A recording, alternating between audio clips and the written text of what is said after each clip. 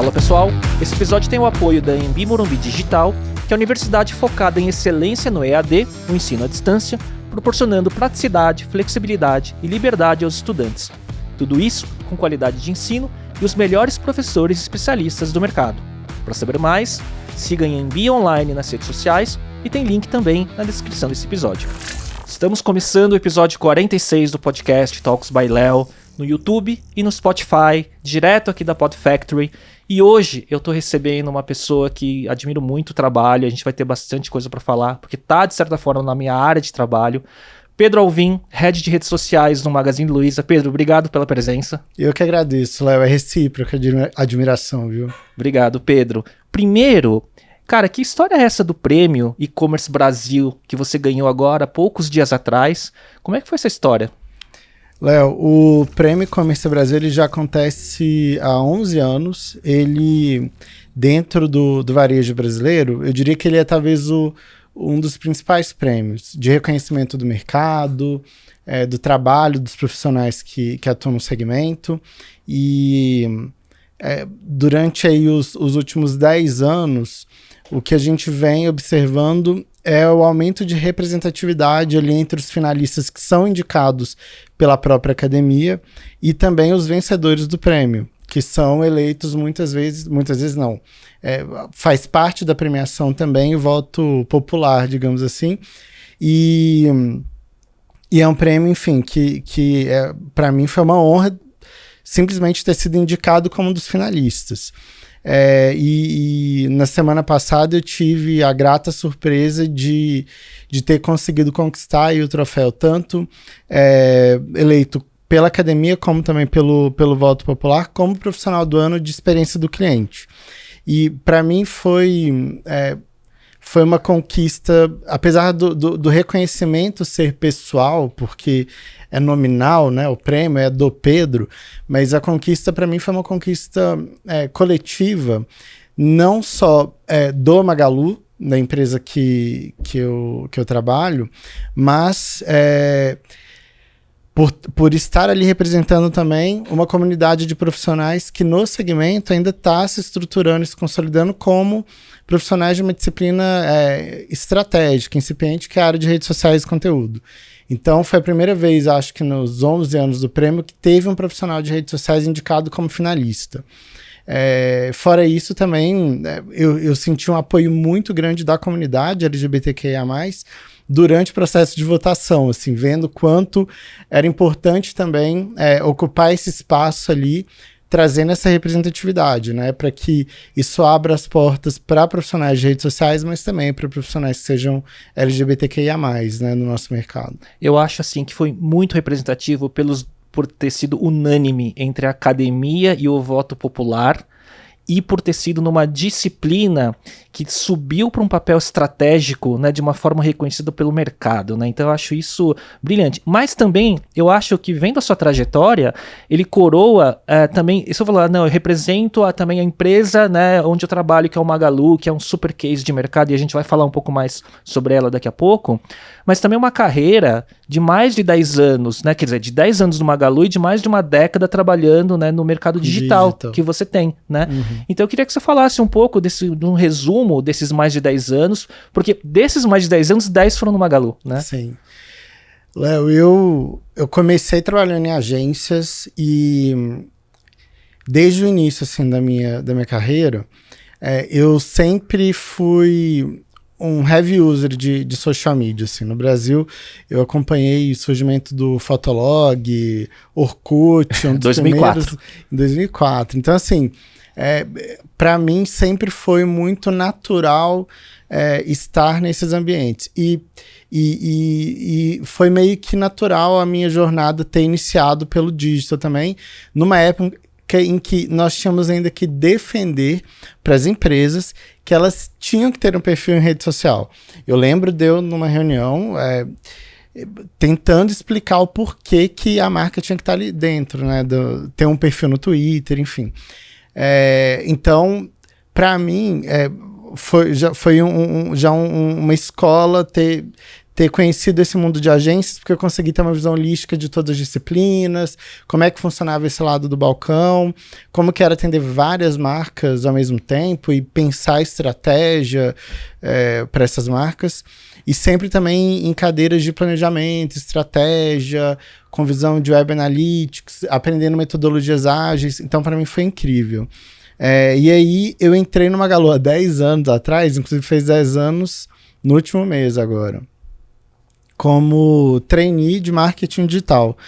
Era uma posição dentro do e-commerce da empresa, que também era recente. Na época, correspondia a 5 ou 10% das vendas da companhia inteira. Então, era pequeno ali.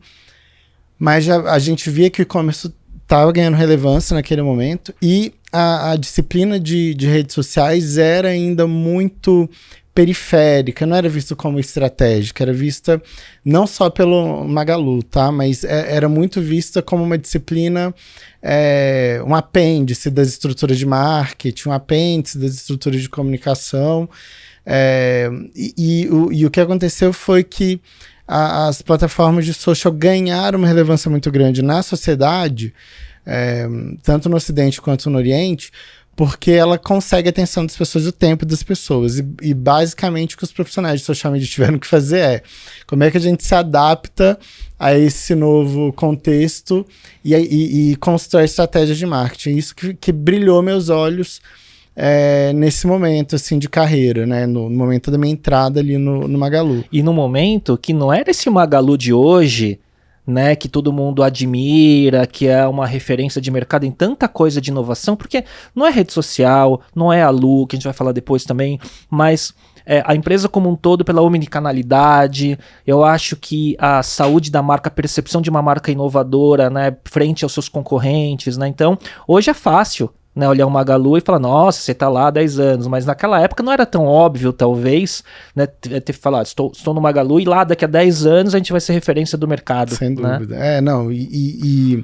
Eu pude presenciar e participar ativamente do processo de transformação digital da companhia, Léo. Então, de fato, né? Não da boca para fora. Não só como espectador, mas como um agente transformador ali, no momento em que a gente precisava fazer com que as pessoas se digitalizassem. Foi o momento também que eu peguei a mudança de gestão da Luísa Trajano e do Marcelo Silva, que era o nosso superintendente, para o Frederico Trajano. Então, eu acompanhei a mudança de gestão também ali. São líderes visionários que, assim, trazem uma visão muito clara de futuro, de onde a empresa, né, e o grupo precisa chegar.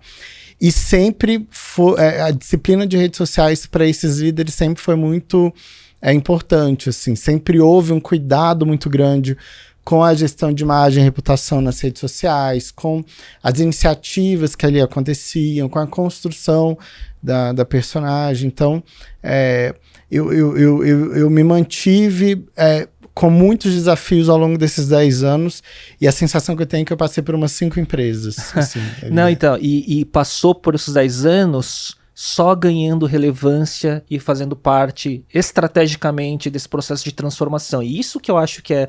Por isso que eu acho que quando a gente falou dessa questão do Prêmio E-Commerce Brasil, o Prêmio E-Commerce Brasil, ele mostra muito para o mercado, né? Então, esse reconhecimento de mercado e tudo mais, né?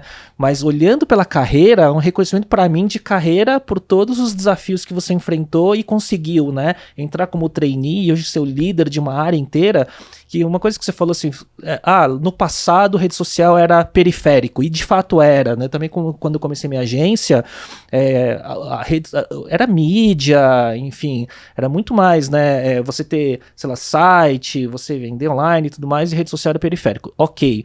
Mas outro dia eu estava falando com um grande diretor de criação de uma das top agências do Brasil, que é um grande amigo meu, ele falou, cara, eu não tô vendo mais as grandes... Falando com voz de remorso. Putz, não tem mais grandes produções para TV, para filme, né? Hoje todos os clientes querem a sacada nos nos canais e no conteúdo. Eu falei, cara, aqui de novo, tem o Gary Vaynerchuk, né, que acho que você deve acompanhar um pouco do conteúdo dele. Ele fala, cara, o nosso trabalho para quem tá no digital é de arbitragem de atenção. Exato. né? Então, e aí você tem que ser agnóstico de plataforma e entender para onde é a atenção do usuário, e aí entender de formato e de linguagem, e aí você consegue navegar bem nesse meio, né? Sim. E a gente hoje tem a gente vive num contexto da economia da atenção, né? Eu falo isso muito assim nas aulas ou palestras que eu dou. Economia de atenção é um termo cunhado nos anos 70 pelo Herbert Simon. Então, veja bem, nos anos 70 é um termo tão contemporâneo, assim, que ele conceituava da seguinte forma: a riqueza de informação gera a pobreza de atenção. E com isso a dificuldade das pessoas terem que alocar a atenção delas em alguma coisa. E o que eu acredito é que só tem uma forma das marcas serem bem-sucedidas na economia de atenção, que é através do storytelling, né? Contando histórias. E por que eu falo isso? Justamente pela frase que você traz aí. Para mim, o que é o gatilho de atenção são as histórias, porque o cérebro do ser humano é atraído por histórias. O ser humano, desde o início da humanidade, ele conta a história dele através de histórias e se comunica através das histórias. Então, as pessoas elas param para prestar atenção, né, quando é algo que vai gerar uma empatia com elas, cognitiva e emocional. É mesmo que você chegar para uma criança e falar assim, era uma vez, a criança vai parar para ver a continuação da história. Então, eu acho que as marcas estão tendo que meio que resgatar essa raiz da humanidade de, cara, como é que eu conto histórias relevantes, lidero conversas de narrativas relevantes para a sociedade nesse momento. E as plataformas de redes sociais, elas ajudam, elas são um meio para isso acontecer, né? E aí é óbvio, né, que aí que vai definir a qualidade do conteúdo e uma série de outras questões estratégicas, né? Mas Sim. antes de falar especificamente eu queria falar um pouco mais sobre formatos e tudo mais, e vamos falar, mas Pedro, o que te fez ficar 10 anos no Magalu e ver essas 5 empresas que foram se reinventando ao longo do tempo? Léo, eu acho que, para mim, pessoalmente, um fator que pesa bastante é eu estar num lugar onde eu tenho essa energia de propósito. Então, assim, que eu veja que há que os pilares, os valores são compatíveis com os meus. Um lugar que eu sempre pude ser quem eu era, sem precisar esconder quem eu era. Isso me permitiu ser feliz e ser produtivo.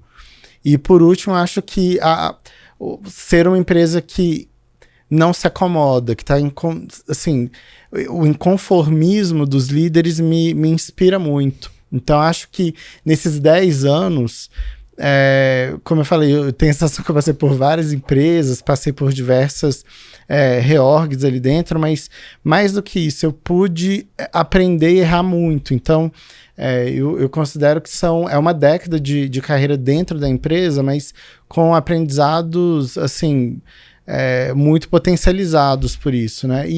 E vejo que esses valores, a cultura da empresa não se perdeu nessa expansão. Então, eu acredito que esses são alguns dos fatores que têm me mantido tanto tempo empenhado em desenvolver minha carreira ali dentro. Você acha que essa cultura, ela parte do exemplo da liderança? Sem dúvidas. Lá, a liderança é muito pelo exemplo. E interessante ver as novas gerações chegando na empresa, se deparando com essa cultura e entendendo a importância disso, né? Assim, é isso que faz a gente ter essa unicidade, a gente ter esse ritmo uníssono, a gente ter essa mesma visão e direção. Isso é bem importante. A cultura, eu acho que a cultura organizacional, né, independente de Magalu, para mim ela é um dos principais aspectos para garantir a sustentabilidade e a continuidade mesmo da empresa, sabe? É o que carrega o DNA ali da Eu empresa. acho, porque para mim, isso, não para mim, mas muita gente, quando a gente vê vários exemplos, né, cultura Netflix, cultura, né, de várias empresas que são admiradas, né, não é sobre missão, visão e valores, é sobre o exemplo que se dá no dia a dia de como se fazem as coisas e como você toma decisão em determinadas circunstâncias e como você reage a outras, né. E sempre que, há muitos anos, antes talvez do Magalu se tornar essa obviedade, né, de case que é hoje, eu sempre via gente do mercado, principalmente do mercado de e-commerce, falando do exemplo que o Fred dá, ou não só do ponto de vista de cultura, mas se ele não tivesse criado as condições há muitos anos atrás de toda essa transformação digital acontecer, não teria acontecido. E eu falo isso porque eu vejo atendendo algumas grandes multinacionais, grandes empresas, né, que estão nesse momento de transformação que é inevitável, e aí eu vejo algumas lideranças, eu falo, cara, não vai acontecer. Porque tudo bem que tem um movimento, às vezes, da base, ou do middle management e tal, mas se quem tá no topo não entende o contexto e não empodera, não acontece, né? Sim. Então eu não consigo ver assim uma transformação grande acontecer se o exemplo não vem da liderança e a liderança não terceirizar esse processo, sabe? E deixar de ser teórico, burocrático para ser ações na prática, assim.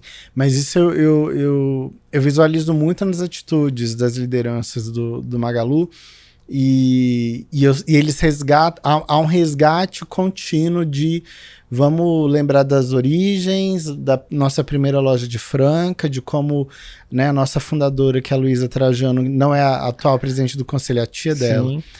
Como a dona Luísa, ou a tia Luísa, como alguns carinhosamente a chamam, ela encarava a missão de trabalhar, né, a barriga no balcão. Então, são características que vão sendo transmitidas de geração para geração ali dentro. E o que você falou para mim cara, é na prática que você constrói a cultura, né? Não adianta nada você falar, somos uma empresa X e na prática você faz Y, né? Você não constrói o DNA, a cultura da empresa assim. Ô Pedro, e aí o Magalu virou esse ecossistema gigantesco, né, de tecnologia, de digital, de omnicanalidade, com e-commerce, marketplace, a maior influenciadora virtual do Brasil, aquisições, né, de empresas de conteúdo, né, em diversos segmentos de tecnologia, de geek nerd e tal. Cara, como que tá esse negócio lá dentro? E como que a empresa que às vezes parece que ela é mais uma empresa de tecnologia do que uma empresa de varejo, né? Fala um pouco sobre como é lá vivenciar dentro, essas...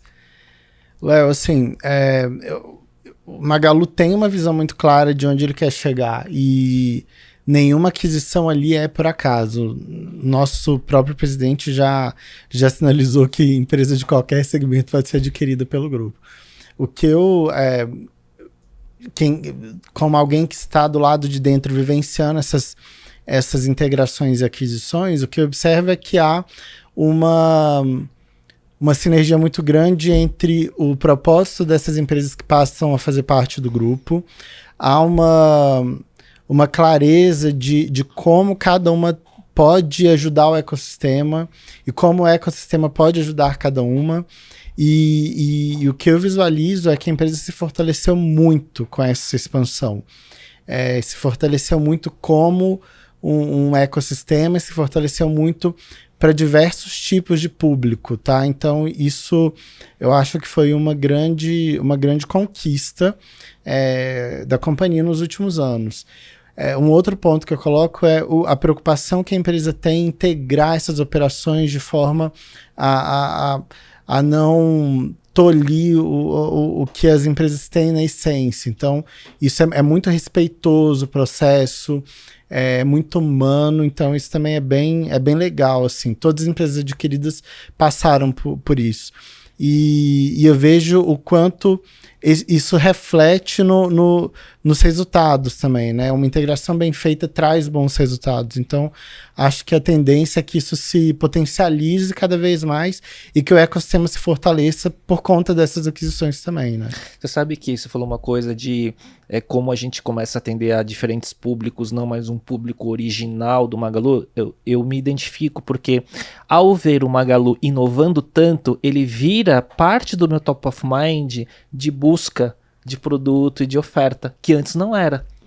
Então, antes Você passa a considerar, né? passo a considerar, mas qual é o meu gatilho? Não é sei lá, Black Friday ou uma promoção específica. É a admiração que eu tenho pela inovação. Como eu gosto de empresas de tecnologia, eu falo, puxa, eu quero olhar lá também. E quero ver como que é a experiência de comprar, de receber o produto, sabe? É curioso. Agora, como que você vê dentro dessas aquisições, né, tem muita plataforma de conteúdo, desde um Jovem Nerd, né, até um Canaltech, né? Canaltech, o Still The Look. Isso, na parte de moda, que é enorme. Conteúdo, ele tá tomando cada vez mais importância, né, que você já falou até anteriormente, mas o conteúdo começa a virar um pouco central, né? E você lidera a área de redes sociais. Como é que liga tudo isso, né? A área de rede social, onde você cuida dos conteúdos dos canais de Magalu versus o conteúdo dessas plataformas adquiridas, vocês interagem ou ainda é independente e está começando a ligar tudo? Boa. Acho que o primeiro ponto é que o Magalu sempre teve a visão de ser uma marca publisher e esse conceito de brand as creator, ele tem um fundamento muito claro para mim também ali, que como consequência construiu a Lu. A nossa estratégia de trazer para o ecossistema publisher de conteúdo é pela visão da empresa não só de expansão do serviço de Magalu Ads, que é a nossa plataforma de anúncios, né? Ou seja, a gente aumenta a disponibilidade de inventário, de impressões que podem ser vendidas para os parceiros, mas também ter a produção de conteúdo dentro de casa é muito estratégico. Se a gente pensar no conteúdo e no futuro do conteúdo como content commerce mesmo, as pessoas elas consideram mais a opinião de amigos e de creators na hora de comprar do que de marcas. Então, a gente está, de certa forma, presente de forma relevante na jornada de decisão de compra. E nesse processo, esses publishers, eles aportam conhecimento dos quais eles são especialistas no ecossistema, né? E, ao mesmo tempo, eles têm a garantia da autonomia editorial. Isso também é muito importante para a manutenção da notoriedade, né? Do quão confiáveis eles são como veículos, como publishers. Então, não há uma interferência na editoria dos conteúdos, mas, sem dúvidas, eles ajudam a potencializar também o ecossistema. Então, esse mindset de content commerce, ele vem evoluindo. Eu acho que o Magalu foi muito visionário e pioneiro nesse tipo de movimentação, mas ele não é tão inédito se a gente olhar para conteúdo como um todo, né? O streaming, né? O próprio Amazon Prime nos Estados Unidos, né? O Taobao, Alibaba na China também, com criadores de conteúdo dentro das suas plataformas, produzindo conteúdo original. As plataformas querendo se transformar em marketplaces, como o caso do YouTube, dentro do Google, e do próprio do Meta querendo se transformar também numa plataforma de venda. Então, você vê que o conteúdo, social media e o comércio eletrônico, eles caminham para se fundir em uma coisa só. Né? Esse cenário já é bem real na China, Sim. Onde as plataformas de social media lá já são integradas, né? Porque lá existe um outro contexto, né, gente, de internet. Mas as plataformas de social media de conteúdo já são integradas com a compra online. Então, já é mais natural e fluida a experiência entre os dois. Agora, no Ocidente, isso tende a se consolidar nos próximos anos. E é engraçado que o Inche, que é um amigo meu, grande especialista em mercado chinês, né, de tecnologia, ele falou, lá eles pularam uma etapa, né? Eles já começaram no meio de pagamento móvel, né? Então, já com streaming live commerce um pouco mais nativo do que é pra gente. Então, por isso que... E, obviamente, o tamanho gigantesco do mercado, né? Então, você tem ecossistemas enormes lá, né? Mas é curioso o que você falou, porque a questão do content commerce, ele tem diversas interfaces ou diversos formatos. Ele pode ser, né, um live streaming commerce, né? Ele pode ser uma plataforma de conteúdo como um Jovem Nerd, que ele aumenta o seu topo de funil na etapa de descoberta, né? E depois que pode gerar isso em conversão, mas também ele tem um aumento de categorias que vocês atendem, né? Quando você vê um estilo de look com moda, vocês aumentam a lateralidade de outras categorias também, né? Exato. E passa a ser relevante naquele segmento. Né? Com autoridade, né? E aí, assim, você falou sobre content commerce, um dos pilares que vem em tudo isso vem a Lu, né? Que eu tenho certeza que muita gente deve te chamar para palestrar sobre, né? Então, assim, você deve ser talvez o principal porta-voz para falar do case. Lá no começo, né? E de novo, para quem está ouvindo, né, ou assistindo, a Lu, do Magalu, a maior influenciadora virtual do Brasil e uma das maiores do mundo, né? Hoje uma referência da personificação da marca, né, da empatia que ela tem com o público, dos collabs com diversos outros artistas e marcas. Então é imenso, né? Isso dá um tema para um podcast inteiro, né? Mas lá atrás, vocês imaginavam que chegaria... Existia alguma visão de futuro distante que chegaria onde chegou? Léo, o surgimento da Lu, ele precede a minha entrada no Magazine Luiza. Ela foi criada em 2003 pelo Frederico Trajano. Ele idealizou a Lu, mas na época, ele idealizou a Lu como a personificação do que era o nosso atendimento 10 estrelas, que para nós o atendimento ele sempre foi colocado em primeiro lugar. Naquele ano, em 2003, o nosso e-commerce era recém-criado e a experiência de compra online era muito fria, era a pessoa ali lidando com a tela, né? Não tinha uma interação muito grande. E a Lu, ela surgiu nesse contexto, o nome dela era Tia Luísa.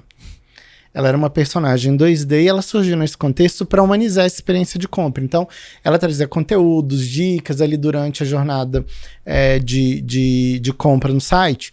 E pré-rede social, né? Pré-rede social. E ela começa a partir daí a evoluir como asset de marca. Então, ela passou a trazer ali os reviews de produtos, depois ela passa a ser porta-voz da marca nas redes sociais, num blog, que hoje o blog dela é uma coluna dentro do Canaltech. Ela é colunista do Canaltech. Ela passa a ser porta-voz depois da marca nos canais offline também, indo para campanhas na TV, participando de comunicações maiores e massivas da marca, até, por exemplo, o papel institucional de recepcionar os clientes nos canais, como, por exemplo, ela é hostess do nosso canal de televendas ou do saque. Você liga lá, quem te recepciona na hora é a Lu. Então... Hoje ela tem ela tá num outro patamar. Eu acredito que quando ela foi idealizada, por não existindo uma cultura de marketing de influência tão consolidada no Brasil como existe hoje, talvez ela não tenha sido idealizada para isso. Porém, foi uma evolução, um futuro possível desenhado para ela alguns anos atrás, onde a gente traçou isso como um objetivo para construir. Certamente, os céticos não acreditaram que seria possível construir um influenciador dentro de uma marca, porque são coisas que, né, como se fossem dois corpos que não ocupariam o mesmo espaço. E o resultado disso é que é o primeiro case global de manifestação de influência virtual dentro de uma marca, né? Existem marcas que a gente chama de creators no mundo todo, marcas muito bem sucedidas em conteúdo, mas de construção de um influenciador virtual dentro de uma marca é o primeiro case global bem sucedido. Existem fora do Brasil muitos cases de influenciadores virtuais, muitos e bem sucedidos, que já são contratados por marcas, enfim, e que não estão dentro de uma marca. Contudo, de 2019 para cá, a gente viu um boom de criação de avatares 3D, e certamente inspirados no sucesso da Lu, né? E muitas marcas começaram a criar esses personagens, e a narrativa que elas levavam para a imprensa lançamos o nosso influenciador virtual. Exato, eu vi muito, tenho visto. Exato, e o que uma provocação que eu faço para o mercado é que ninguém cria um influenciador, né? Não tem como, quando uma criança nasce, ela não nasce influenciador. Influência você constrói, você conquista com o tempo, com a sua notoriedade, né? Então, o que as marcas estão fazendo? Elas estão criando avatares 3D. E se eles vão ser influenciadores ou não vai depender da estratégia que for traçada para eles a médio e longo prazo.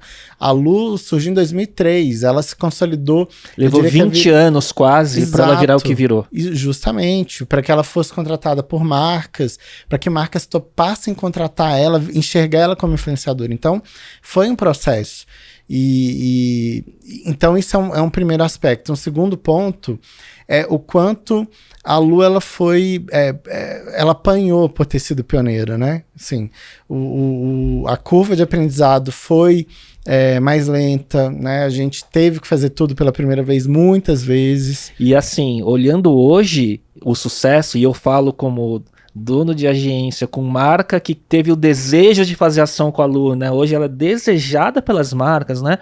Hoje, de novo, olhando o Magalu, mas falando da Lu agora, é fácil ver o sucesso, mas não foi fácil chegar, né? De forma alguma. Ela, assim, foi difícil você a gente conseguir construir comunidades fortemente engajadas com a marca, brand love, as pessoas, até a gente entender as narrativas que a gente precisava contar para gerar identificação nas pessoas, demorou também. Mas também na hora que a gente aprendeu, a gente entendeu os caminhos possíveis.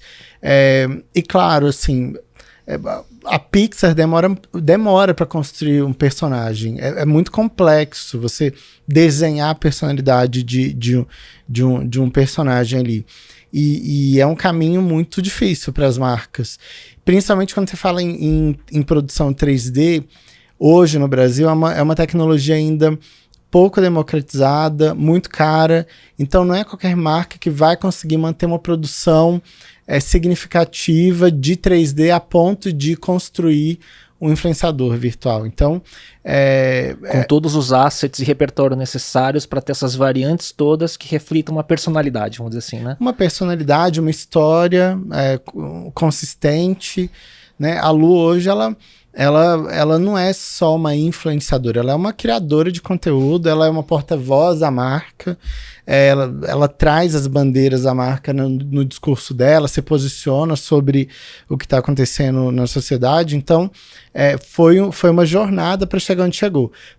Por outro lado, a gente sabe que não é a parada final dela, né? O que a gente vislumbra para a Lu é muito grande, assim. Então, a gente sabe que esse é só um degrau para o que ela vai se tornar.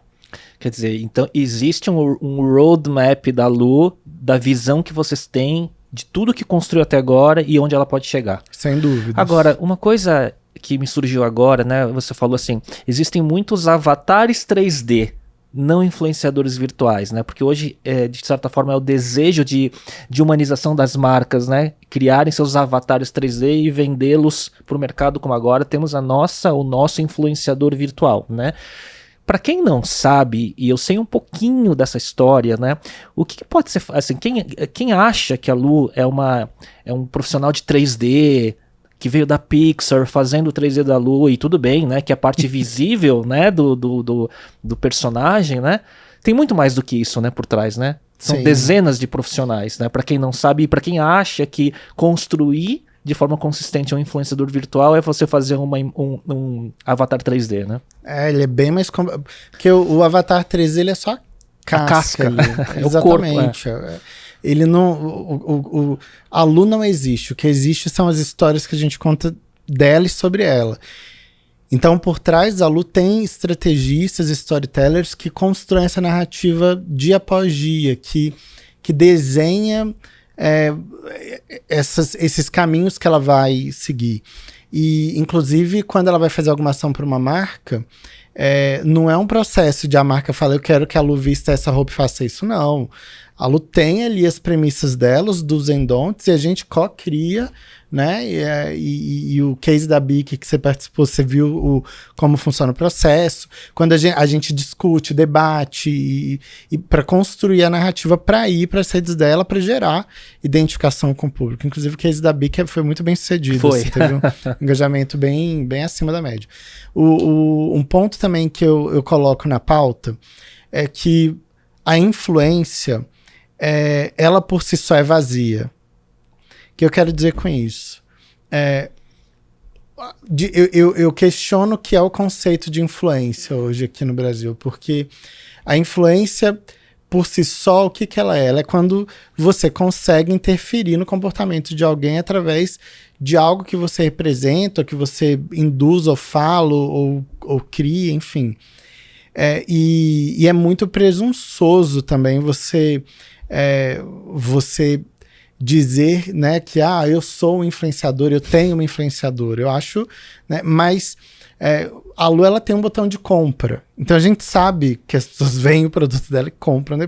Então a gente sabe que as pessoas vêm e engajam com o conteúdo dela. A gente sabe que as pessoas vêm e interagem com aquilo e lembram daquilo depois.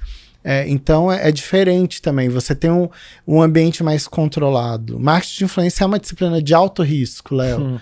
Você está lidando com pessoas, seres humanos, com né, pessoas que têm que se posicionar, têm que ter opinião, a comunidade cobra isso deles. Quando você constrói um avatar 3D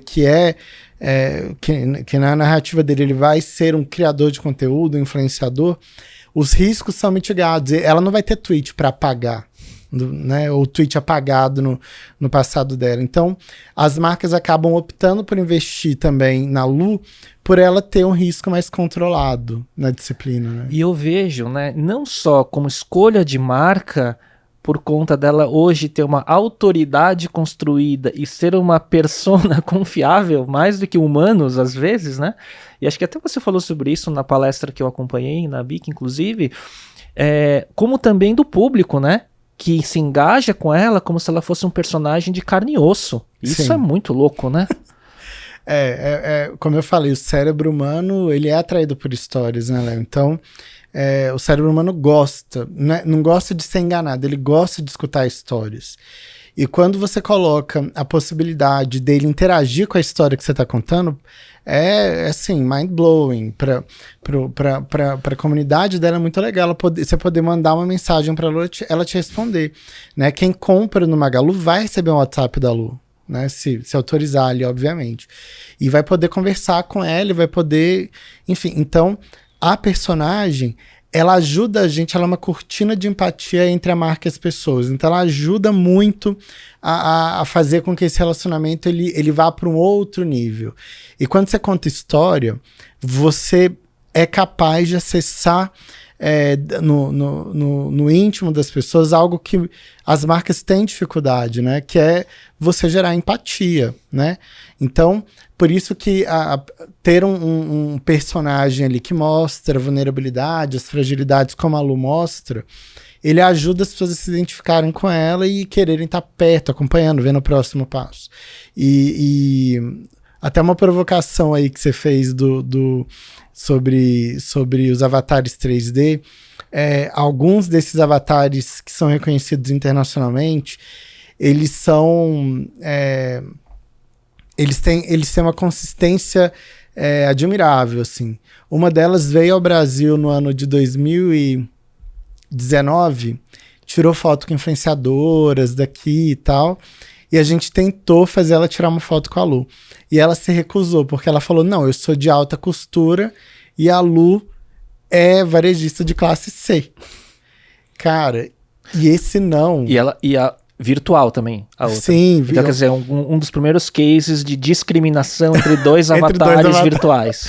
Exatamente. Mas, cara, esse não dela foi um não muito rico pra mim, porque eu falei, isso, ela tem consistência na narrativa dela, ela não vai associar a imagem dela com outro influenciador que não construa pra história dela. E a gente não tinha nem a vertical de moda ainda. Então, Hoje eu acho que talvez essa narrativa fosse um pouco diferente, porque a Lu apareceu na capa da Vogue recentemente com o Projeto Nordeste. Então, lindo, a Lu hoje ela já tá sendo vista como ícone fashion. Então, e não só o fato de aparecer na capa da Vogue, mas a capa em si é uma capa muito bonita. Né? Tá lá publicada, inclusive no perfil, com um engajamento gigante lá, gigantesco. Né? E trazendo um projeto, uma parceria muito, muito importante também, que é a divulgação de marcas nordestinas dentro do app. E a valorização dos designers regionais, né? Dos estilistas regionais. Então, eu vejo que essa consistência, eu não vou citar quem é a personagem, mas a consistência dela foi muito... Pra mim foi um aprendizado muito grande. E a gente já teve que negar publis pra Lu.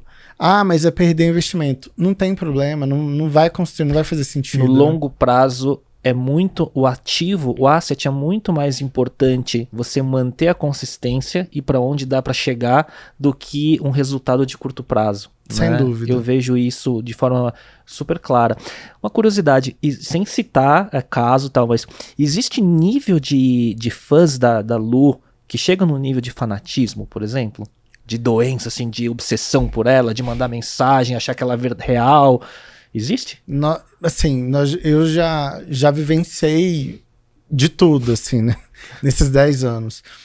Eu diria que ela tem fãs mesmo que buscam saber, inclusive, os bastidores dela, que stalkeiam, descobrem meu perfil, começam a mandar mensagem. Quem é que faz a voz da personagem? Mas eu acho que existe um limite também de as pessoas não quererem descobrir os bastidores. É igual Papai Noel, assim. Quando a gente é criança, a gente sabe que se a gente continuar acreditando, que a gente vai continuar ganhando presente. Então, as pessoas às vezes não querem descobrir por trás da Lu pra ela continuar sendo esse ser místico que interage com elas ali, né? Quando a pessoa fala com a Lu no Instagram, ela acha que ela tá conversando com a Lu. Ela não sabe que tem mais de 100 pessoas por trás ali respondendo. Então, tem esse aspecto e tem níveis diferentes também de fãs e tem também haters da personagem. Tem pessoas que criticam vários aspectos da personagem, que quando se deparam com algum posicionamento dela, principalmente em relação a causas antirracistas ou até feministas, questionam, né, se posicionam ao contrário.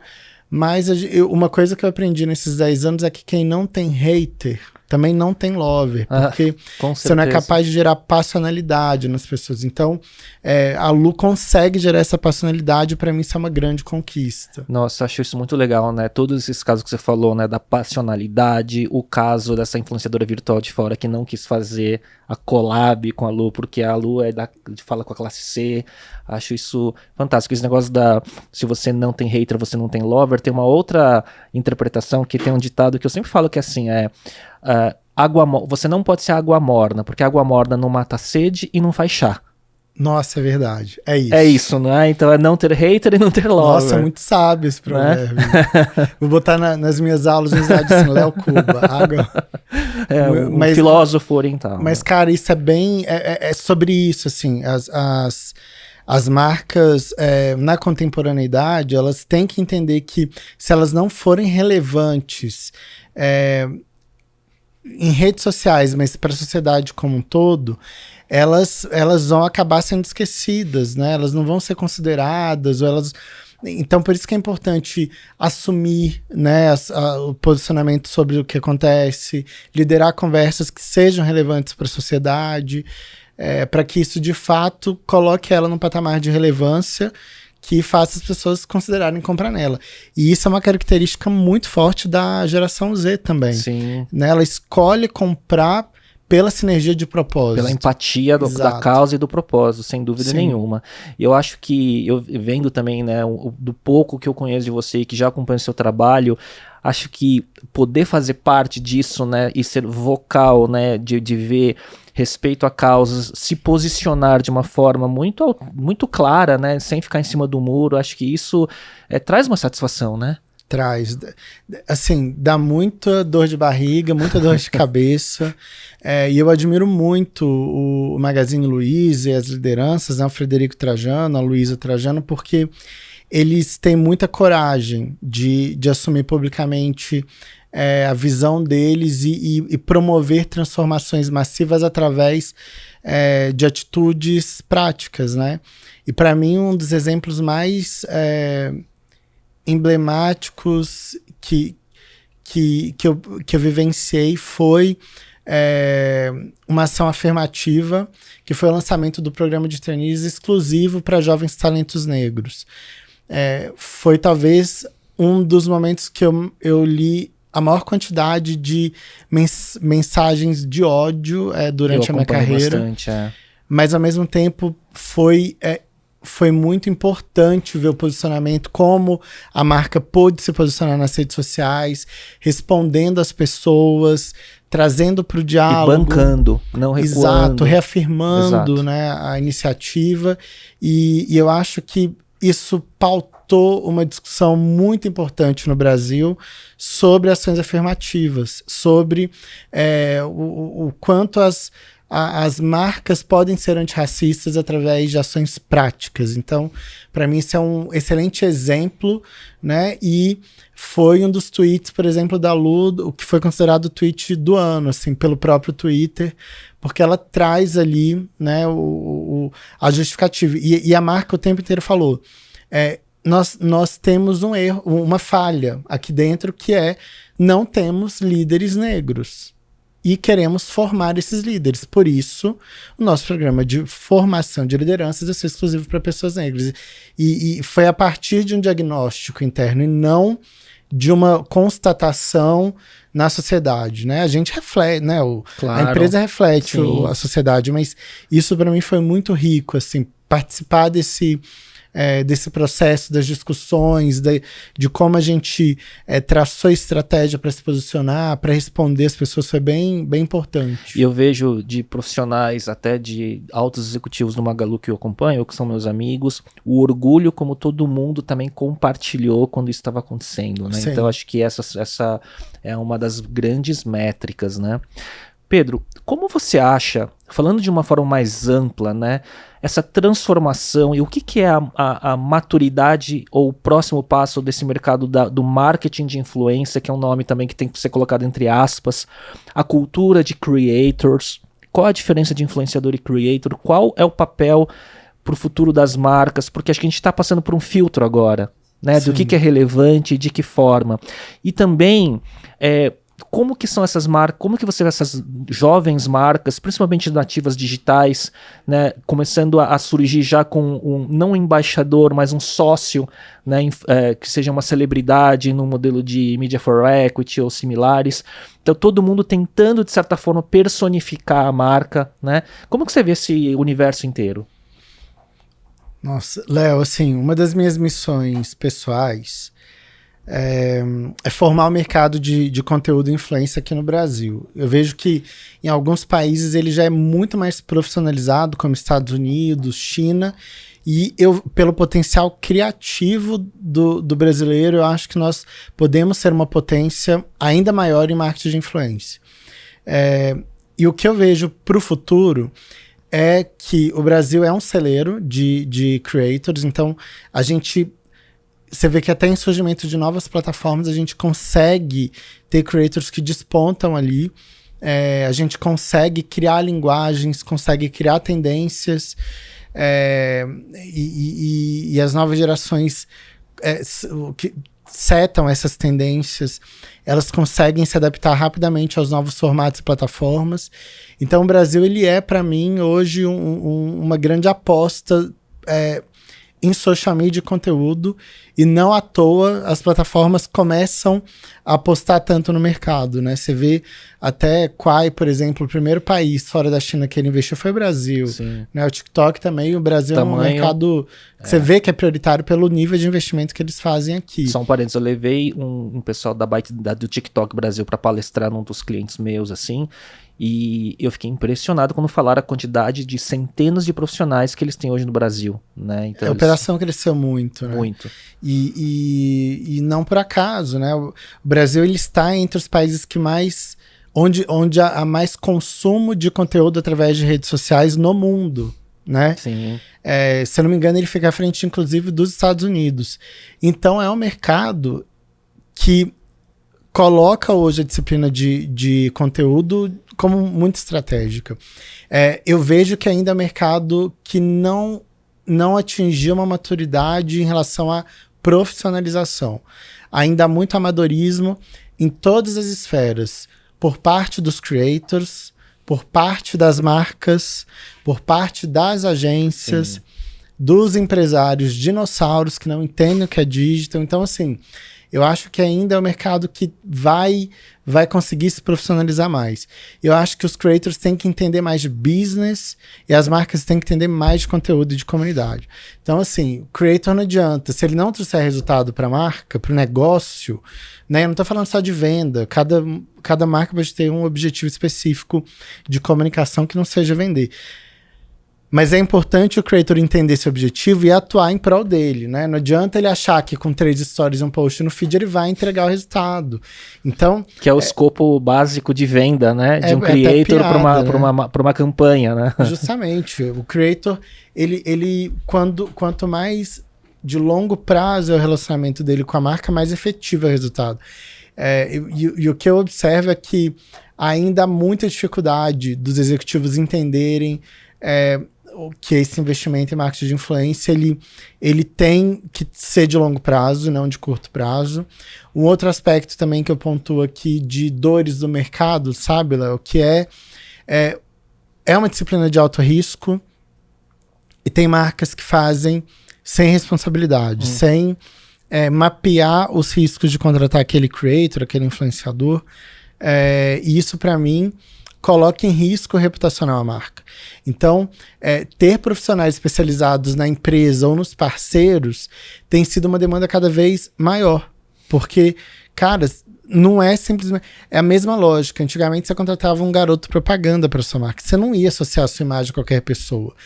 A lógica é a mesma. Então, precisam haver metodologias que ajudem as marcas a terem mais critérios na escolha dos nomes. Como montar estratégia, como fazer esse assessment, pontuar o peso, né? Sim. Dos valores ou do que vai construir, né, dentro de uma estratégia N. Que, como você falou, não importa o objetivo, né?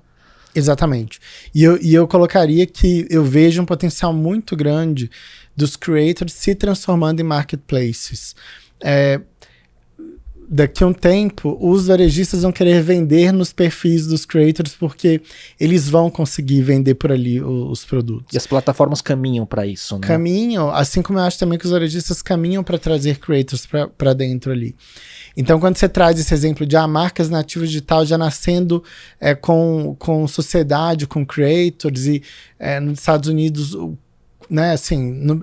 Pra mim, o case mais bem sucedido de influência no mundo são as Kardashian, né, cara? Porque, cara, é absurdo, assim, o que elas construíram. Mas eu vejo que no Brasil essa cultura de empreendedorismo dentro da creator economy, ela tá surgindo e se fortalecendo ainda mais agora. Eu acho que vai se fortalecer nos próximos anos também. É engraçado você falar isso das Kardashians, né? Eu vejo assim, né, às vezes muitos perfis de atores ou de músicos americanos, né?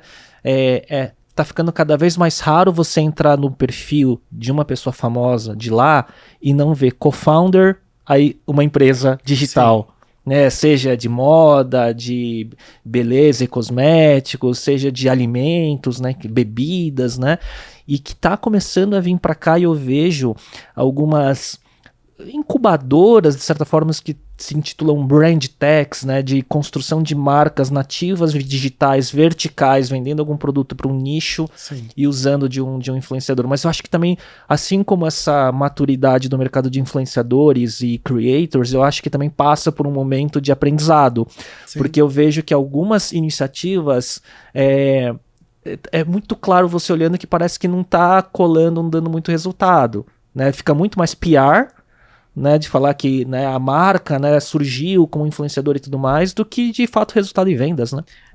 E cara, até o próprio investimento mesmo em marketing de influência, se a gente for olhar a participação share desse investimento ao longo dos últimos 5 anos, a disciplina ganhou muito espaço dentro das estratégias de marketing. os valores mudaram também, vem mudando, porque as audiências vêm crescendo, obviamente. Mas eu acho que é isso.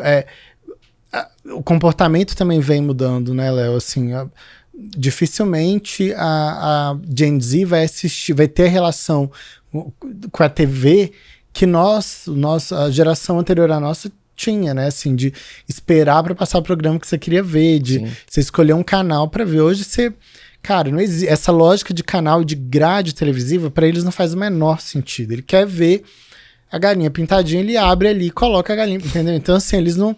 Para eles, isso é uma... E acompanhar as celebridades também, né, digitais, elas estão no lugar dos canais fechados da TV a cabo. Então, eu vejo essa migração também de linguagem, de formato, de comportamento e investimento. Então, eu vejo que nos próximos anos a TV vai disputar muito espaço com creators. E é isso, quando eu tava vendo essa palestra do time da ByteDance, né, falando, a gente não concorre, óbvio que tem um discurso um pouco de marketing também, mas eu não tô concorrendo com o Reels do Instagram, eu tô concorrendo com Netflix, eu tô concorrendo com Twitch, né, eu sou entretenimento. Né, eu não sou um formato, né, e uma rede social necessariamente, apesar de ser também, né? É isso. Né? E assim, engraçado, você tá falando tudo isso, eu lembro da minha filha, né? Minha filha tem 12 anos, então onde que tá a atenção dela, né? A atenção dela tá em TikTok, em streaming, em Discord, em Twitch e em games. É isso. Esses são os canais onde ela tá. Né? E ela é uma mini creator, que ela é uma mega desenhista de mangá, assim. Então, e aí é que ela tá. Né? TV nem sabe o que é direito, né? Já há muitos anos. Pra eles não é um conteúdo que se conecta ali com eles.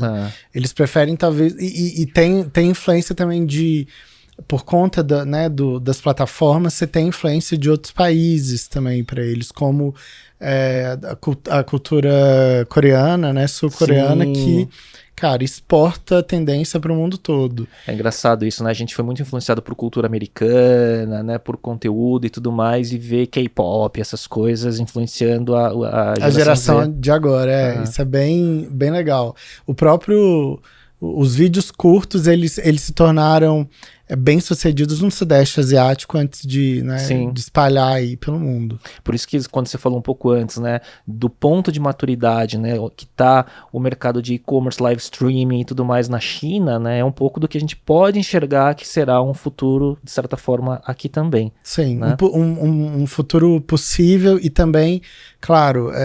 A gente está falando, né? A China tem um contexto muito diferente do Brasil, Léo. Assim, a China tem infraestrutura para colocar o streaming como conteúdo cotidiano, né? O Brasil não tem essa estrutura, essa infraestrutura de internet tão disseminada e democratizada. A gente tem 69 milhões de brasileiros que não têm acesso à internet. Então, como é que você democratiza a tecnologia num país em que metade é excluída digitalmente? Sim. Então, é bem diferente da China, onde você tem até nas áreas mais remotas, rurais, uma internet de alta velocidade.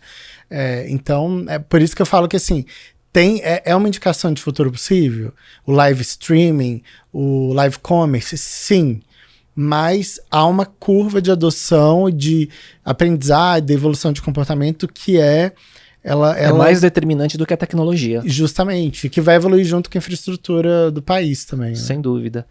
Pedro, você que tem essa vivência toda, esse repertório, né, no mundo digital, nessa intersecção de redes sociais, com comércio eletrônico e tudo mais, qual é a sua visão de curto e médio prazo do futuro das plataformas, quando a gente vê hoje muito esse hype em cima de metaverso e NFTs, né, que é claro, quando a gente projeta Web3 lá para frente, e a gente consegue enxergar um cenário de onde isso pode levar, quando a gente tem esses pontinhos para conectar, né, dessa experiência, né, mas mas tem muito do que você falou que acho que é importante, que depende muito de contexto, de culturas, né, como que você vê que vai ser os próximos passos de cada plataforma e o tempo de maturação de tudo isso?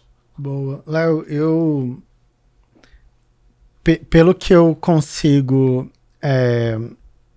compreender do que eu já vi em termos de hypes, mas de consolidação das plataformas, o que eu enxergo é que a gente precisa ficar muito atento ao comportamento da Gen Z, principalmente, tá?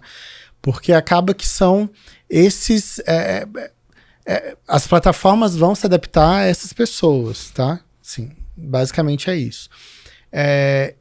Quando a gente fala de metaverso, para mim é um conceito que ele é abstrato, mas ao mesmo tempo ele não é tão inédito, porque a gente já convive com realidades virtuais há muito tempo, no universo de games online, enfim. Muito mais uma evolução de interface do que o conceito em si, né? De aplicação do conceito num ambiente, talvez que ele não fosse. Porque o que é a rede social? Nada mais é do que uma plataforma, um ambiente onde as pessoas podem interagir, né? E através de conteúdo, de formas delas se expressarem, né? E o que eu acho que o plano do Meta pretende ser daqui a um tempo, ele vai passar ainda por assim, como o próprio Zuckerberg falou, assim, vão precisar de alguns anos e bilhões de dólares investidos para que o metaverso se consolide e se torne algo democrático, inclusivo. E não necessariamente que a Meta vai dominar esse formato. Pode ser que esse formato seja dominado por qualquer outra plataforma. A NVIDIA está investindo muito em realidade virtual, então eu acho que o Facebook ele entra no jogo, mas a criação de realidades virtuais paralelas à nossa, ela já existe há muito tempo, né? Quem não jogou Second Life aqui, né? O The Sims Online, então pô, a gente já convive, né, com metaverso há um tempo. Roblox para Gen Z. Roblox, o próprio PKXD, né? O Cidade Alta aqui no Brasil também. Mas o meu ponto de evolução é que eu acho que tanto a parte de comércio eletrônico, de games e de social media, elas vão ter uma intersecção muito grande e as plataformas vão se consolidar como plataformas de entretenimento através de games, mas também você compra ali, faz compras reais, você gamifica a parte da compra, ao mesmo tempo que você consegue ter a produção de conteúdo integrada a esse ecossistema. Então, eu vejo o Facebook falando muito isso, né? Eu quero... como é que vão ser os meta-influenciadores? Será dentro da plataforma? Assim, ele quer, ao mesmo tempo, desenvolver a carteira, o meio de pagamento dele, ao mesmo tempo ele quer ser a solução para o pequeno e médio negócio e uma plataforma rentável para os creators, né? O YouTube inserindo features de compras, investindo também em shorts. Você vê as plataformas se moldando para o comportamento e não impondo um comportamento. Né? E não criando formatos, impondo que o formato, né, vire realidade. Eu vejo que isso começou... Claro que tem toda a coisa muito maior, mas eu acho que o TikTok foi muito determinante para essa mudança de cultura, aonde meio que o usuário determina como as plataformas têm que se moldar, né? Sim. Os vídeos curtos em formato de entretenimento e depois todo mundo veio. Porque em outros tempos, por exemplo, né, quando você vê Snap, né, lá atrás, e que lá nos Estados Unidos ainda é muito forte, né, mas ele veio com uma proposta diferente, mas ela não conseguiu passar um determinado ponto, né, para virar tão dominante ou presente no mercado como o TikTok conseguiu, né? Então o TikTok ele conseguiu furar para virar cultura, né? Sim, não, mas vale lembrar que o Snapchat ele é muito forte nos Estados Unidos e Europa. O Facebook foi mais ágil do que o Snap Inc. e trouxe e desenvolveu, obviamente. Eles tentaram comprar o Snapchat, não conseguiram, e desenvolveram a funcionalidade no Instagram. Mas short videos já existe no Snapchat há muito tempo, antes do próprio TikTok, do Musical.ly, que foi a origem do TikTok. A origem no ocidente, pelo menos, né? Do TikTok. A ByteDance comprou alguns apps de short videos e foi consolidando essa base. Então, o TikTok ele se tornou o TikTok quando ela decidiu unificar essas operações. Mas os Musers, que foram os primeiros adopters aí do Musical.ly, eles entenderam que a plataforma não era só sobre dublagem, não era só sobre... Né, e não era nem dancinha, era dublagem, sim. né? E era para uma geração mais jovem, né? mais jovem, né? E eles entenderam que eles podiam fazer mais do que dublagem e trabalhar com tutoriais de maquiagem, com humor, com... Cara, uma das primeiras musers que eu conheci, ela é patinadora, ela tinha vídeo dela fazendo manobras no patins. Então, eu acho que a ByteDance, ela foi visionária ao entender que ela poderia ser uma plataforma de vídeo que transcendesse a dublagem. Mas não foi rápido, né? Vamos lembrar que em 2018, a ByteDance já tinha operação nos Estados Unidos e ainda estava se consolidando como plataforma de conteúdo. Assim como o Quai tá investindo agora para se tornar também. Quando eu ouvi a primeira vez falar sobre Musical.ly, foi pelo Gary Vaynerchuk. Olhando Sim. os vlogs dele no canal dele do YouTube, que era meio que assim, eu tinha uma playlist, ele tá na minha playlist de às vezes de assistir de manhã, agora menos, mas na época, e ele falava, ele falava muito de arbitragem de atenção, e ele falou, ó, pra mim a próxima tendência é esse Musical.ly dos preteens, falando sobre música. E aí foi a base pro surgimento do TikTok. Então, quer Sim. dizer, ele tava certo na trend, na tendência que veio ser futuro. Apontando a direção de comportamento. É uma geração que tem tudo na ponta da mão, assim, né? O conteúdo extenso para eles também perde atratividade, eles não se conectam tanto, eles gostam de ter esse conteúdo mais no formato mais snack, assim, deixa eu ver rápido Exato. Ali, e imersivo, né? Uma grande... Pra mim, uma das coisas que é mais interessante no TikTok é que para você consumir o conteúdo, você tem que estar com a atenção 100% ali. A tela inteira e sem áudio ele não faz tanto sentido. Exato. Então você precisa... Cara, ele conseguiu fazer uma coisa que o Facebook não conseguiu. Porque o YouTube... De imersão. Exato. O YouTube você consegue consumir o conteúdo fazendo outras coisas, ouvindo, né? No Instagram você consegue... Tá ali, mas ouvindo rolando outra coisa. O feed com o áudio desligado. Justamente. Agora o TikTok, a experiência, ela é imersiva. Então... Você tem que ouvir o áudio, ver o vídeo, tela cheia, aqui. Né? Na sua cara. E um outro aspecto também que pra mim foi fundamental para ele se consolidar foi a possibilidade de colaborar com creators. Porque assim, os duetos, né? Pra mim eles foram a grande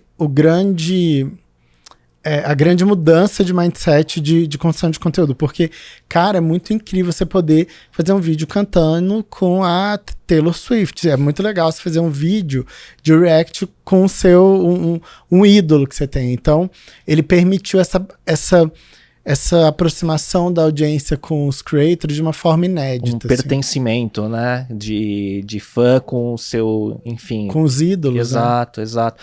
Uma coisa que você falou, né? Eu acho... É uma sacada essa questão de co-criar e tudo mais, os duetos e tal. Mas eu acho que tem muito entendimento de liberação de dopamina. O tipo do rolo do TikTok, sabe? Eu acho que deve... dá uma carga de dopamina pro cérebro que vicia de certa forma, né? Vicia de certa forma não, com certeza vicia, né? O objetivo das redes sociais é te manter... Ela quer que você gaste seu tempo ali dentro. Time spent na plataforma. Justamente. E ela precisa da sua atenção. Então, assim, eu não gosto de vilanizar as plataformas e algoritmos, porque eu acho que, cara, o algoritmo também é uma forma de curadoria de conteúdo. Mas...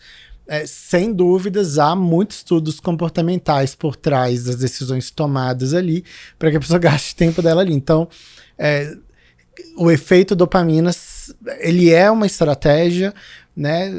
É um dilema nas redes sociais, mas eu acho que o TikTok, ele, assim como eu acho que o formato dos shorts, do Reels, eles trazem uma experiência de consumo de conteúdo rápido, imersivo, interessante, randômica, mas ao mesmo tempo do seu interesse. Então é uma forma mais gostosa e fácil de consumir conteúdo. Eu acho que isso do randômico, mas de acordo com o seu interesse, o poder do algoritmo, né, de criar descobertas dentro do interesse, eu acho que é um fenômeno, sabe? E que o Instagram tá implementando cada vez mais no feed, né? Quer dizer, num dos três, porque serão três, né? Seriam três. Quer dizer... Serão, Porque tem... Agora, o que pra mim, como usuário mesmo de social media, quando você tem a oportunidade de se surpreender com conteúdo novo, isso te faz querer dar o scroll, né? Ali. E eu acho que isso aqui pro usuário é interessante, assim, você tá consumindo ali um conteúdo que o que você vai scrollar você não sabe o que é, né, e que pode te surpreender e que você sabe que é uma coisa do seu interesse. É claro que o usuário comum não tem essa consciência, né, Léo, de como funciona o algoritmo por trás ali das plataformas e a gente que é profissional entende, mas eu acho que foi uma forma diferente de consumir conteúdo, que acabou movimentando as outras plataformas. Não, e só falando de uma última coisa técnica, que eu também sou muito observador de algoritmo, é o tamanho do real estate de tela que o Reels está ocupando no scroll do feed, não quando você tá na aba de Reels, né? Ele te obriga a ficar na tela inteira. Exato, né? No scroll, não mais quando você clica para ampliar, né? Então eu acho isso muito legal, o que ampliou muito o pessoal criar no formato, até porque o algoritmo entrega mais no orgânico, tem aquela coisa toda, né? Mas é muito legal. E só falando uma última coisa que eu tava pensando, mas eu não quis te interromper sobre metaverso, a Lu tá pronta, né? Pra esse mundo, né? Não querendo aprofundar. A Lu já nasceu no metaverso. Então, quer dizer, vocês estão com a faca e o queijo na mão e tenho certeza que o que vocês vislumbram pro futuro passa por aí, talvez, né? Porque basicamente, enquanto todo mundo tá com os seus avatares 3D, vocês já estão com a personagem, não é nem personagem, a pessoa virtual pronta para entrar no metaverso, para criar essas experiências com outros usuários, mas isso fica por um outro momento, para não dar spoiler. Esse assunto de um podcast. Pedro, você é um cara que se posiciona, quando eu vejo esses seus conteúdos, né, de posicionamento em defesa, né, dos profissionais LGBTQI+, né, a forma respeitosa e eu não sei qual, eu acho uma forma muito equilibrada de se falar sobre o tema, né, e eu acho que você faz de uma forma muito exemplar, né. Como né, vestir essa responsabilidade de falar, né, como um profissional hoje, né, é super reconhecido e admirado, né, e falar sobre a causa para quem está na sua audiência? Bom, primeiro, obrigado, viu, Léo? Fico muito feliz de poder escutar isso.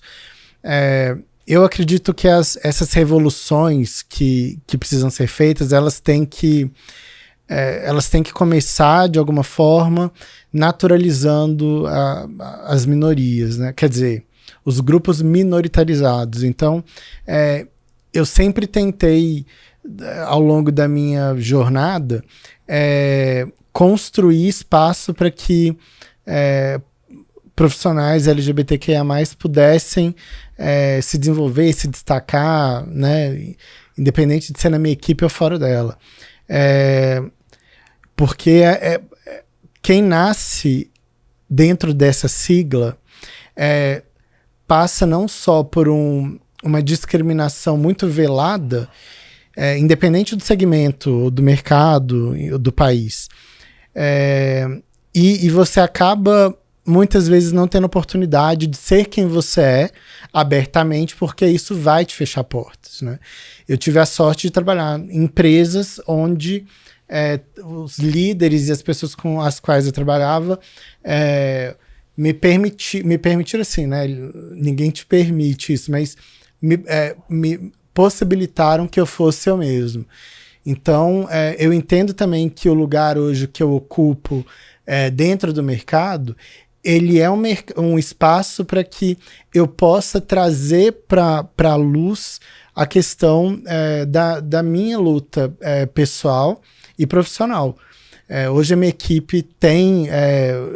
eu não sei se eu posso abrir aqui, mas ela tem um percentual considerável de pessoas LGBTQIA+, de negros, de lideranças femininas. Então, eu entendo que a diversidade ela é a chave para você, no momento em que você precisa acompanhar a velocidade da cultura, você ter acesso a diferentes bolhas e comunidades. Então, a diversidade ela só enriquece os resultados, sabe? E é o que eu tento fazer na minha jornada, assim, trazer esses profissionais para perto, colocar esse ponto de vista para todo mundo, defender a diversidade corporativa, porque eu acho que quando você abre esse espaço para que mulheres possam brilhar, para que profissionais negros possam brilhar, para que pessoas trans ou LGBTQIA+, né, possam brilhar, você abre espaço para que você tenha empatia pelas causas da sociedade e construa um país mais democrático, mais respeitoso, né, e mais igualitário. Então, eu luto muito por isso do meu jeito, mas tentando construir esse mercado para as novas gerações aí. Então, é só complementando porque eu acho admirável, porque eu acho assim, ó, primeiro, você construiu sua carreira pela tua competência, porque isso independe, né, de que gênero, que escolha a pessoa faz. Então, a competência vence, né? Mas você chegou lá numa posição hoje de destaque, reconhecida pelo mercado, e você não se posiciona quando você defende a causa, isso que você falou agora há pouco, de uma forma natural, não de uma forma de quem chegou lá e está impondo de uma forma violenta, né, a sua defesa, como às vezes tem gente, e tem que respeitar, claro, cada um tem uma condição, até uma personalidade, né, mas às vezes tem gente que, por passar do tom, do ponto de vista, né, da ênfase, né, ou até de forma violenta de se posicionar, causa mais afastamento do que empatia, né, pela defesa do que está se falando. Então, por isso que eu falo assim, a forma como você coloca de forma muito serena sobre o tema, de uma forma tão natural, eu acho que isso é parte do sucesso da forma como você defende, sabe? Acho legal o seu ponto, Léo. Eu acredito que, e é uma crença minha mesmo, eu acredito que o diálogo é que constrói. Então, eu acho que a discriminação é intolerável, desrespeito também é intolerável, e mesmo quando isso acontece ou aconteceu na minha jornada, o melhor caminho sempre foi o diálogo. E precisa ter essa abertura, né, pro diálogo. E quando a gente fala em ter esse espaço, é errado até falar dar voz, porque voz nós temos, né? A gente precisa ter espaço para expor a nossa voz. Mas como líderes, né, do mercado nesse momento, é importante a gente observar quanto espaço a gente dá para profissionais que são parte dessas comunidades minoritarizadas, poderem se expressar, poderem trazer opinião, poderem construir, né? E então é uma reflexão que eu proponho para todo mundo que está ouvindo a gente aqui, de abrir sempre o coração para o diálogo, respeitando as diferenças. Eu entendo assim, hoje é lei, né, no Brasil. Você precisa cumprir a legislação, estamos todos sobre a mesma Constituição. Mas os direitos dessas populações, eles ainda não são... não existe uma equidade, sabe, Léo? Então, ainda há muito que ser feito, a gente ainda precisa ter espaço para falar, para trazer, para expor e naturalizar na comunicação, na propaganda, nas campanhas, né, esses grupos também, trazer essa representatividade de forma naturalizada, porque para mim isso é a maior revolução e militância que eu tenho hoje. Para sair de ser só uma lei e virar normalizar na cultura. Na cultura, na sociedade. Exato, né? Muito legal, Pedro. Indo para a reta final, eu sempre sou curioso com a rotina das pessoas. Então, como que é a sua rotina? A gente, antes de começar a gravar, o Pedro tava falando, puxa, se eu tomo café, a gente ofereceu um expresso, assim, tal, se eu tomo café depois do determinado horário à tarde, eu não durmo à noite, que eu sou muito acelerado, né? Então, já deu uma dica aí de como é. Mas como que é a sua rotina, dia a dia, e também a sua rotina de produção de conteúdo, né? Porque você também tá nas suas redes produzindo, né? Não só consumindo. Então, como que equilibra tudo isso? Ou não equilibra? Não, o equilíbrio é fundamental, né, Léo? Eu acho que, para mim, a minha rotina, ela não tem muitos mistérios, assim. Eu sou meditante, transcendental, então você falou que é meditante também, né? Sim. A meditação, para mim, ela é a mesma... É o mesmo efeito que a atividade física faz para o corpo, a meditação faz para o cérebro. Eu falo sempre isso. A meditação, ele é um músculo que você exercita para você exercitar presença. Presença. Não vamos nem entrar no aspecto místico da coisa, mas simplesmente biológico ele traz, né, equilíbrio, calma, né? Foco, atenção, Exato. né? Então, hoje a sociedade é muito estressante para todo mundo, né? O burnout, a depressão são saúde mental virou um tema. A saúde mental, ela é uma pauta fundamental e necessária. Então eu busco sempre válvulas de escape nesse sentido, né? E sempre dedico uma curiosidade que eu achei legal trazer, quando você me fez o convite para trazer um pouco da minha rotina, é que eu sempre dedico tempo para consumir conteúdo nas redes sociais. Assim, cara, 3 horas por dia. Não é por acidente de micromomentos, não, dos mini ócios, né? Eu dedico no mínimo 3 horas cara, eu vou consumir conteúdo. E aí eu consumo, navego pelas redes, pelas plataformas, e é onde eu me atualizo, é onde eu vejo também os movimentos sociais e culturais, né, que eu acabo aplicando no dia a dia.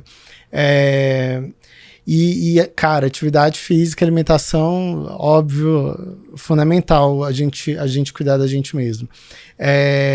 Tenho preferido chá do que café, mas eu gosto muito de café. E é isso, assim, minha rotina não tem muitos mistérios, não. Legal. Sonho grande, o que você vê pela frente aí na carreira, projetos e próximos passos, o que você pode compartilhar? Nossa, eu tenho vários, Léo. Assim, acho que em termos de carreira, eu luto muito para construir a carreira executiva de social media no Brasil. E espero conseguir abrir portas para que essa carreira se torne uma carreira executiva. Acho que ela vai se tornar. Então, é um sonho de carreira que eu tenho. O próprio prêmio já mostra esse sinal, né? Do mercado de reconhecimento. Sem dúvida, já é uma indicação do próprio mercado de e-commerce, varejista, de que é uma profissão que é capaz de transformar a experiência do cliente com a marca. Tenho o sonho também de tornar o nosso mercado de conteúdo aqui no Brasil um mercado referência globalmente em termos de profissionalização. Então, dedico muito tempo pessoal para isso também. E de conseguir ter mais profissionais LGBTQIA+, no Brasil sendo reconhecidos. É um sonho que eu tenho também. Que legal, essa clareza, né, de fazer o desenvolver, participar da formação e do desenvolvimento da profissão, da causa a gente vê isso, mas assim, da profissão e eu acho que a evolução da profissão desses 15 ou 10 anos para cá e para onde ela está apontando, né, que ela pode ser que seja a profissão com a maior quantidade de skills envolvidos, porque ela é para onde tudo converge, né? E entretenimento, comércio, conteúdo, né? Dados, né? Tá tudo lá, né? Eu brinco que o futuro do conteúdo é varejo, o futuro do varejo é conteúdo. Já vi várias vezes você falar essa frase. Uma vez eu falei em algum lugar e virou uma matéria, assim. Mas quando eu falo isso, é porque eu entendo que vai ser tudo uma coisa só, não é que uma coisa vai se transformar em outra. Que, cara, no mesmo lugar que você vai estar consumindo conteúdo, você vai estar consumindo produtos, sendo eles dentro de uma realidade virtual ou da realidade física que a gente esteja. Então, e poder ver, né, o quanto a carreira de social media ela evoluiu nos últimos 10 anos é muito gratificante, né? E eu quero que... eu sei o quanto... Esse é um assunto que na academia, né, nos TCCs e tem sido estudado, e eu espero, né, quando eu fiz faculdade, eu acho que eu nem tive disciplina de social media. Com né? certeza. Então, academicamente é algo que precisa ser construído, mas no meio corporativo também. Então, acho que todo mundo que hoje trabalha com social media tá capinando, a gente tá preparando o terreno para que essa profissão cresça ainda no Brasil. E como eu vejo, por trabalhar na área, profissionais que estão ficando desatualizados já, que estão naquele momento ainda de fazer pauta, né, de enxergar de uma forma estanque para o conteúdo, né, de uma forma calendarizada, e que faz parte de um baseline da profissão, de planejar e criar conteúdo, mas eu acredito muito em pesquisar, em consumir conteúdo, em criar um pouco, não virar um creator, um influenciador, mas o Gary Vaynerchuk novamente fala, né, se você não exerce, você não compreende. Exato. De certa forma, né? Você tem que testar, né? Entender, e aí os insights vêm, né? É isso mesmo, Léo. Né? Pedro, reta final, dicas do Pedro, vamos ver se sai. A gente tá liso até agora, olha... Não sei nem se eu vou pesquisar. Quase 1h30 de bate-papo, assim, tem uma coisa que, assim, você falou que no outro podcast que você gravou acho que talvez sem fone e tal, o poder da conversa com fone, de eu estar falando, entrando aqui e vice-versa, ele cria uma imersão que a gente não pensa nem nas notificações. Sim, sim. É quase... Você lembra do Agente 86, que tinha aquela cone do silêncio? Cara, é aquilo. Cara. É isso. Não, eu não tenho muito hábito de gravar podcast, Léo, como eu comentei com você, mas pra mim tá sendo uma experiência bem diferente, porque a gente não se escuta, né, geralmente. Quer dizer, a gente escuta a nossa cabeça, mas a nossa voz. Então, pra mim tá sendo bem doido também. É diferente, né? A gente se auto-escutar. Vamos lá, as dicas. Um hábito ou rotina que te ajuda no dia a dia? Eu acho que você já falou um, e provável que você repita, não sei. Eu diria que a meditação. Quanto tempo você medita?